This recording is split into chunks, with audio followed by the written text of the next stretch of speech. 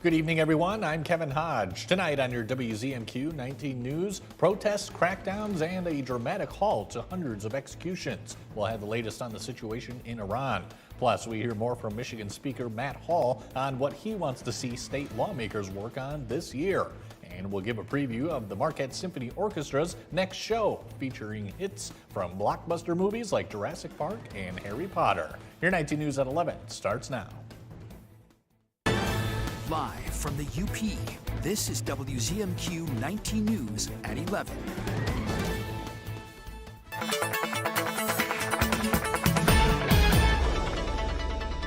Welcome in. A first look at your forecast. It's been a very cold and snowy past few days, and it will remain that way, but it's going to get colder. For today, below average 15. The average high is 21 degrees. 2.8 inches of snow will add on to more snow for tomorrow. Throughout the day, we'll see some scattered snow showers and slightly recovering temperatures. We're all below freezing, but at least we're seeing mid to upper 20s across the Upper Peninsula. We'll keep those temperatures the same throughout most of the day, but like I said, the snow showers, a winter weather advisory, and more details on your weekend very shortly. Kelly, thank you very much. There are indications that Iran has tamped down the anti-government protests that have swept across the country in recent weeks. Thousands of people have been killed in the brutal crackdown on protesters, with estimates by one human rights group as high as 20,000. President Trump, who has threatened to intervene, is said to be keeping his options open. Erica Brown reports from Washington. The White House says Iran halted hundreds of scheduled executions of anti-government protesters after President Trump warned there would be grave consequences if the killing continues. The president understands today that 800 executions that were scheduled and supposed to take place yesterday were halted. And so the president and his team are closely monitoring this situation, and all options remain on the table for the president. The president threatened action against Iran, but on Wednesday, Trump said he was told on good authority the Iranian regime was ending its deadly crackdown. We've been told that the killing in Iran is stopping, and it's stopping. And there's no plan for executions. The Trump administration is also strengthening U.S. control over Venezuela's oil industry, seizing another oil tanker linked to the country on Thursday. This footage shows U.S. forces seizing a sixth tanker linked to Venezuela called the Veronica, that officials say was illegally shipping sanctioned oil. It comes as Venezuelan opposition leader Maria Corina Machado met with President Trump and lawmakers on Capitol Hill Thursday to rally support for reform in Venezuela. Machado told reporters she gave the president her Nobel Peace Prize medallion during her visit to the White House. I presented the President of the United States the medal. But the Trump administration has backed Venezuela's interim leader, Delcy Rodriguez, since the capture of Nicolas Maduro, saying Venezuela has been extremely cooperative and met all of the U.S.'s demands. One of those demands was the sale of Venezuelan oil to stabilize the country. Michigan House Speaker Matt Hall is kicking off the new legislative year by highlighting what he calls a historic 2025 session and outlining priorities for 2026. Our Michigan Capitol correspondent Sophia Murphy has more from the speaker about his focus on oversight, affordability, and education in the new year. Michigan's Speaker of the House, Matt Hall, says last year was a turning point for the Michigan House. The legislature passed just 74 public acts in 2025. Hall is celebrating it as a deliberate pause on what he describes as years of over-legislating. The purpose of the legislature is not just to pass laws. I mean, these guys, they pass hundreds and hundreds of laws every year if you look at this chart.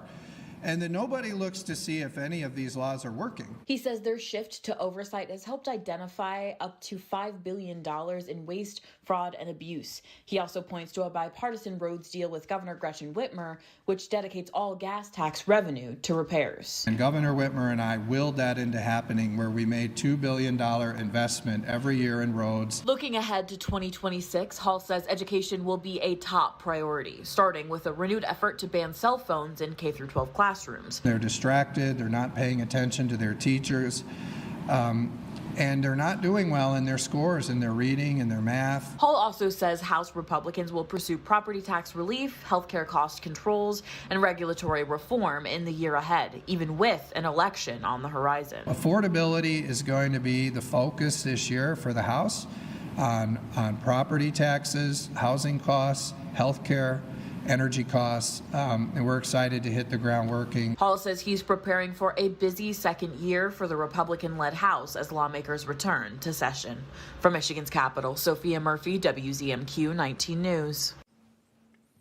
A new fiber arts exhibit is now on display at Escanaba's Boniface Arts Center. Fabrications showcases pieces made by nearly 30 artists with mediums like wool, yarn, felt, and other fabrics. The artwork includes wall hangings, three-dimensional pieces, and wearable art like jackets and scarves. Gallery visitors can vote for their favorite pieces, and the winning artist will receive a Boniface membership.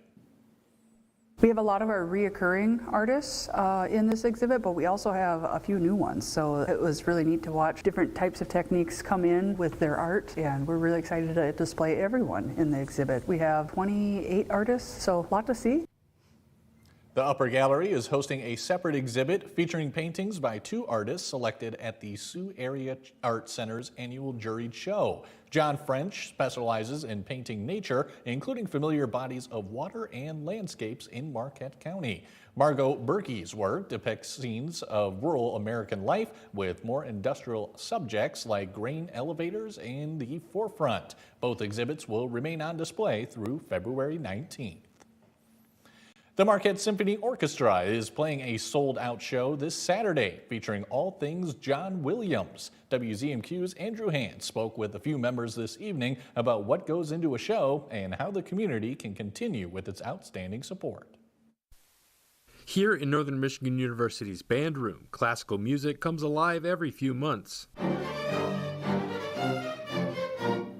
The Marquette Symphony Orchestra is comprised of varying Marquette County strings, winds, brass players, and percussionists. What might be unseen is the amount of time that goes into preparing for each performance, with players telling me they receive their music to practice only about a month in advance, before having less than a week of rehearsals. The strings start on the Sunday before the brass starts tonight, so the brass has Thursday, Friday, Saturday morning, so yeah, it's pretty quick. How much time are you putting in? Probably, a few hours a week until this week, and then we put a lot of time in the last week. At the center of it all is conductor Octavio Masarocas, the director of orchestras at the Michigan State University College of Music, who makes the drive to Marquette from Lansing for each performance.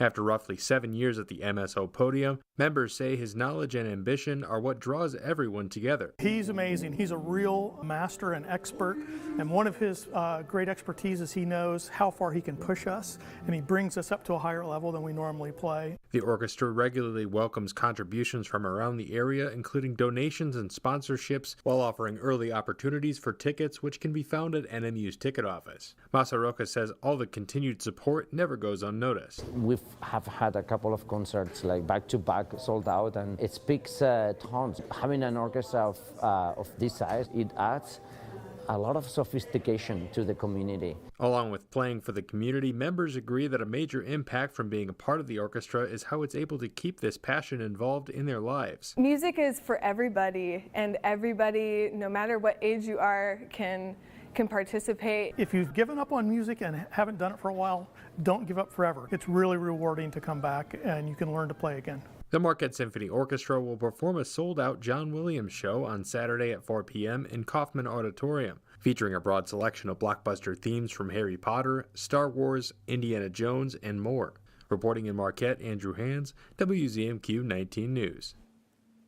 Kelly Rowland has your first warning weather forecast when we come back. Plus, we get an update on the Michigan cannabis industry as President Trump switches marijuana from a Schedule I to a Schedule III drug. We'll be right back.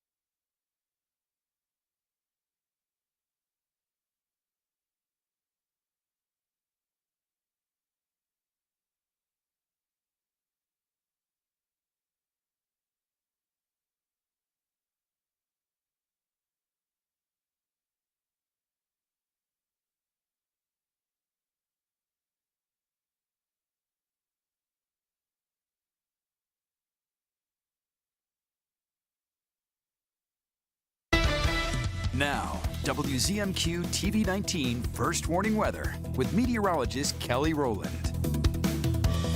And welcome back. Let's take a deeper look on your forecast as we get ready for this holiday weekend. We will have a winter storm warning for us to deal with out to the very western portions of the Upper Peninsula for your Friday morning and lasting all the way through Saturday afternoon. So we could pick up some moderate accumulation of some snow, and then a winter weather advisory very soon for us will last through Friday evening out towards the Newberry area. So not a lot of it is going to go through the central portions and into Marquette County. We'll get a stray snowflake here and there, but most of that is these two systems kind of working against each other, so we benefit from that by that's where the middle divide is from it. But of course we'll still get a stray snowflake moving through. It's just not enough for any sort of winter weather advisory to be put into place for us. So most of that accumulating snow and some deeper pockets in there, some deeper blues out to Ontonagon for the majority of Friday. So if you're looking to get out of town, maybe later tonight or early tomorrow morning is a good time, or just take it slow, leave space in between the cars. You know, the winter thinking cap should be on, and the snow stays with us really for most of the day Saturday morning as we get now some lake effect snow moving through as well. So it's really just a matter of those scattered snow flurries adding on a dusting here and there. So throughout basically the entire weekend, I'll advance it to Saturday morning. We could get maybe 3-4 inches of snow. Some places definitely more if you're under that winter storm warning, but that's going to be some dustings over 48 hours. So it's not like we're in that widespread snow for all 48 hours. We'll stay in the scattered and the chance range, and we'll just add on a little burst of snow here and there. That's the name of the game for the weekend, at least for the snow aspect. But we are looking at another cold surge, which we're not getting good grades. I wouldn't say this is a passing weekend because of the snow for the majority of going into Saturday, more snow for Sunday, and likely Martin Luther King Jr. Day as well. But then Sunday is when we really start to get that even colder air settling in. I put high as lower teens, but honestly probably single digits, struggling to get to 10 degrees for Sunday, and then even colder for Monday itself. And this is why most of the time when I pull out the jet stream map, it's not really to show us that it's going to get warmer, but to show us that that cold Canadian air will be settling in. So for Friday, winds will be from the south and temperatures won't be too bad into Saturday. I think we'll still squeeze out mid to upper 20s, but then it's really going to be hard to see the teens for the high temperatures for Monday and into Tuesday, because all of this cold air from Canada will be surging on down, and the winds from the north, and they'll be picking up in speed. So if we have those actual air temperatures into the single digits, that means the feels like is going to be below freezing for a decent chunk of time. So if you work outside, or even just that time where you're scraping off snow from your car, you need to be wearing layers and covering exposed skin. That's really the most important thing that we need to keep in mind through the weekend and into this upcoming week. Kelly, thank you very much. In this week's edition of Medical Minute, in partnership with OSF Healthcare, we're talking with a medical professional to get some advice on your New Year's health resolutions and how you can stick to them. Dr. Brummer, with the new year comes all sorts of resolutions, some of the most popular being a new diet. So what advice do you have for people who are looking to change their lifestyle a little bit? Yeah, good question. First off, I love it when people prioritize their health, and this is such a great time of year to do that. But any time of year that you have health questions or you want to change your diet, your exercise routine, your primary care doctor is the person to go to. For me, I want to make sure that any changes that you're making are not only going to be safe for you, but that you're also going to see the effect that you're wanting to see, and that the changes that you make are going to be beneficial for your overall health and maybe not just for your weight loss goals, that you're going to feel good while you're doing this diet, and that also that this is something that can be sustainable. You know, we don't want you to burn out by February 1st. We want you to really feel good all the way through 2026 and beyond. And it can be tough to stick to those diets. So just what's your best advice for people that have trouble sticking to it, I guess, or just need a little motivation maybe? Yeah, I would say moderation is key. You know, if it's a diet that's really, really strict and you can only have one food or food group, that's not going to be something that's sustainable. And also just think kind of more broadly. It's hard sometimes to meal prep if you've got a really busy work schedule. It's hard maybe to make those long grocery lists. So really kind of think about those things as you're making this change. But then also, you know, if you have questions, a lot of people want to do maybe more protein in their diet, for example, and that can be fantastic. But how much protein is enough protein, and how much protein is too much protein, right? And those are questions that I can help you answer, because I want you to have energy. I want you to, you know, have that protein available for new muscle that you're building while you're exercising. But I don't want you to have so much protein that you're stressing your kidneys. Right. So I can help you find that balance. All right, good stuff. Dr. Bremer, thank you again. Last month, President Trump signed an executive order directing the DOJ to reclassify cannabis from a Schedule I to a Schedule III drug. As our own John Truitt explains, that's not the only change ahead for the cannabis industry. If and when marijuana is reclassified, those in the cannabis industry will be able to deduct business expenses from their taxes, a benefit that would be felt immediately. And that would reduce their tax burdens substantially, in many cases by around half overnight. Even with the growing acceptance of marijuana, market forces will continue to be survival of the fittest.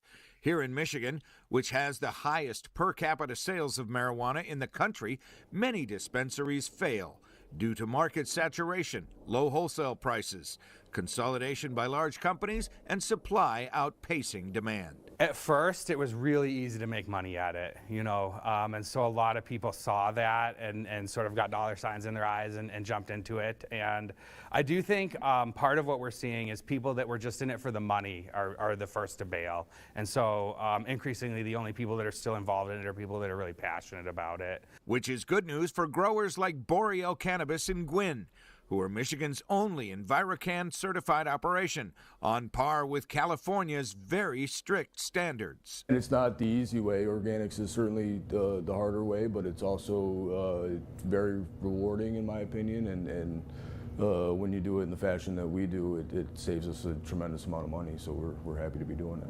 The state of Michigan is counting on a robust cannabis industry to fix our roads, taxing weed sales at a rate of 40%. It really is pot for potholes. In Gwynn, John Truitt, WZMQ 19 News.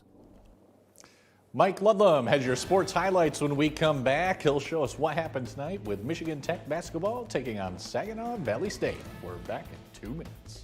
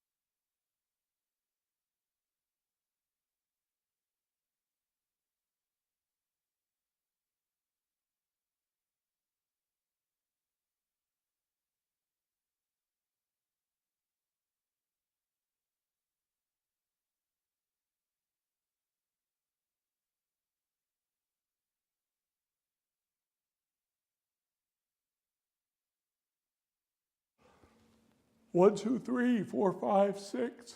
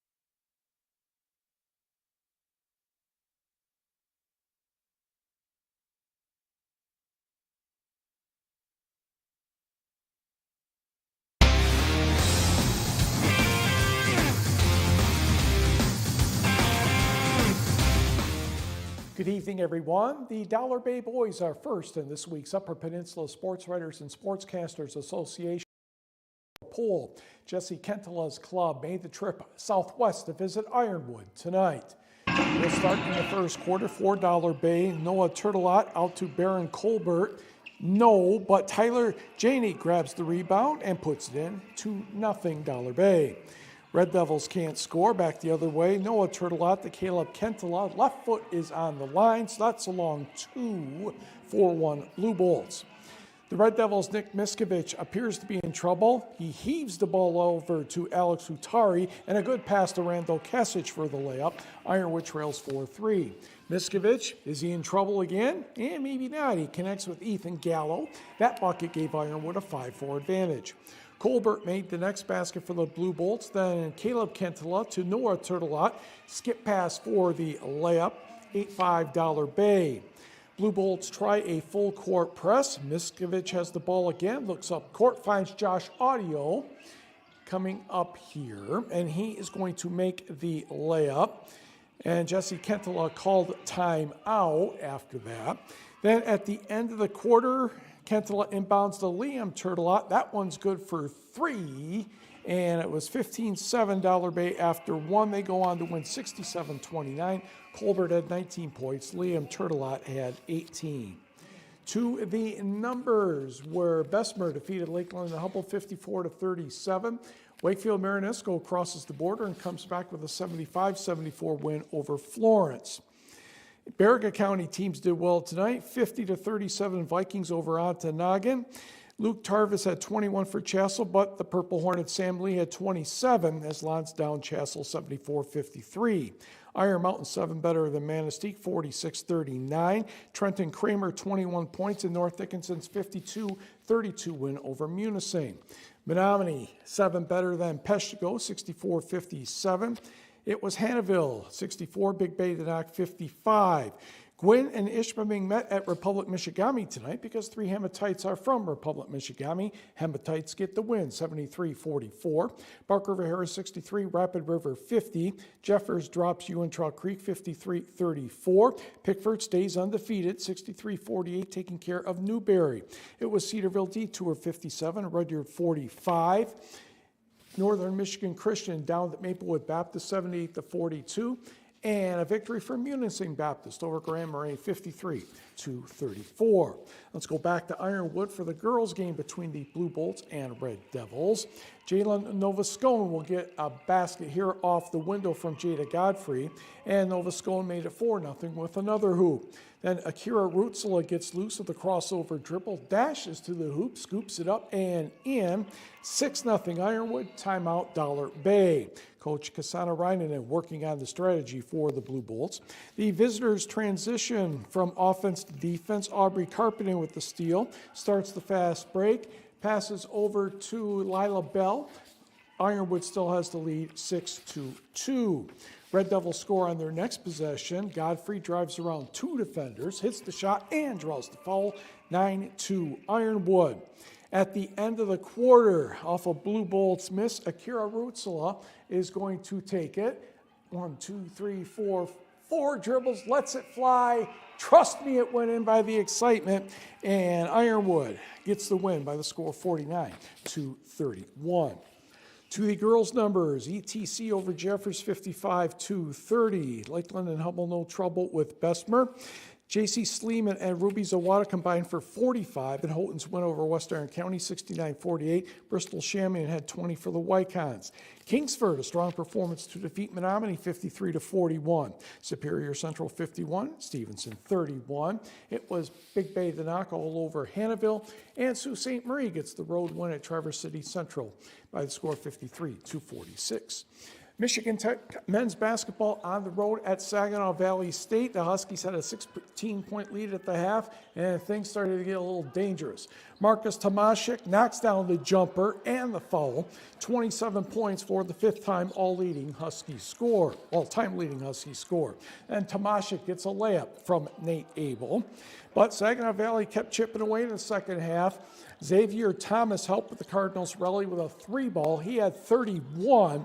The Cardinals had to miss a late free throw on purpose, but Jesse Napgezik grabbed the rebound, and Michigan Tech held on for the victory 80-78. The women also victorious tonight, 59-40 over the Cardinals, as 3 players combined for 43 points.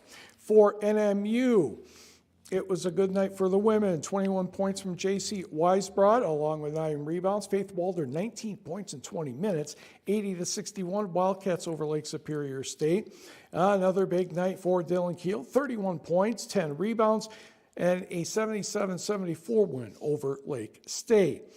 Division I men's basketball, Green Bay over Cleveland State 88-73. Iron Mountain's Foster Wonders had 6 points of the Vikings in his first game against his former school. Big Ten women's basketball, all ranked teams tonight. Number 8 Michigan over number 25 Illinois 85-69.